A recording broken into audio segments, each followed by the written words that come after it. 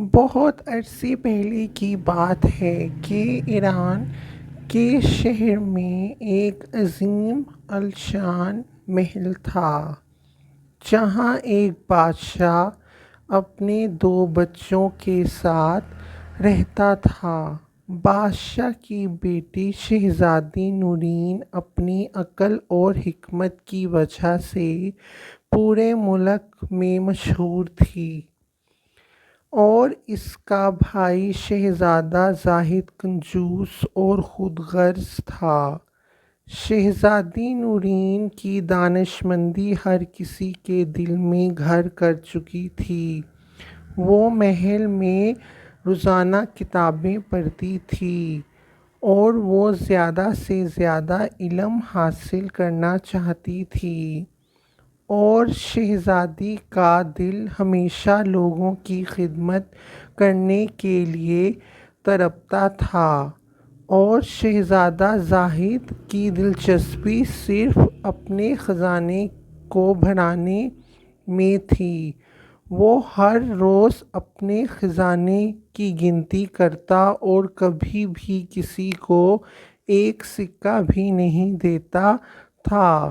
وہ سمجھتا تھا کہ دولت کا جمع کرنا ہی زندگی کا اصل مقصد ہے۔ ایک دن ایران ملک میں ایک زبردست قحط پڑ گیا۔ لوگ بھوک سے مرنے لگے، اور بچے بھی پیاس سے تڑپنے لگے۔ شہزادی نورین نے اپنے محل کے دروازے کھول دیے اور لوگوں کو کھانے پینے کی چیزیں دینے لگی۔ اس نے اپنے خزانے کو کھول کر لوگوں کی مدد کی۔ جب زاہد نے یہ دیکھا تو وہ بہت ناراض ہوا، اور اپنی بہن سے کہا، نورین، تم عقل سے کام لو۔ اگر ہم اپنی دولت لوگوں میں بانٹ دیں گے تو ہمارے پاس کیا بچے گا؟ نورین نے مسکراتے ہوئے جواب دیا، بھائی، دولت کا اصل مقصد لوگوں کی خدمت کرنا ہے۔ جب ہم دوسروں کی مدد کرتے ہیں تو اللہ ہمیں اور زیادہ نوازتا ہے۔ زاہد کو یہ بات سمجھ نہیں آئی، اور وہ غصے سے اپنے کمرے میں چلا گیا۔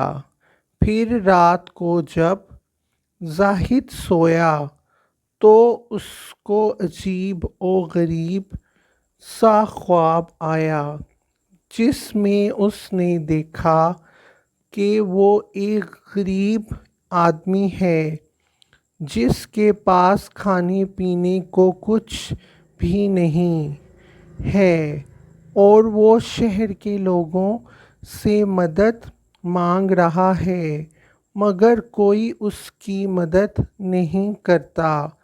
جب اس کی صبح آنکھ کھلی تو اس کے دل میں تبدیلی آئی۔ اس نے سوچا کہ نورین صحیح کہتی تھی، دولت کا اصل مقصد دوسروں کی مدد کرنا ہے۔ زاہد نے اپنی بہن سے معافی مانگی اور اپنے خزانے کو غریبوں میں بانٹنے کا فیصلہ کیا۔ اس نے اپنی بہن کے ساتھ مل کر لوگوں کی مدد شروع کر دی۔ انہوں نے مل کر اسکول، ہسپتال اور دیگر فلاحی ادارے بنائے تاکہ لوگوں کی زندگی بہتر ہو سکے۔ ایران کے ملک کے لوگ اب شہزادہ زاہد اور شہزادی نورین کو محبت اور احترام کی نظر سے دیکھتے تھے۔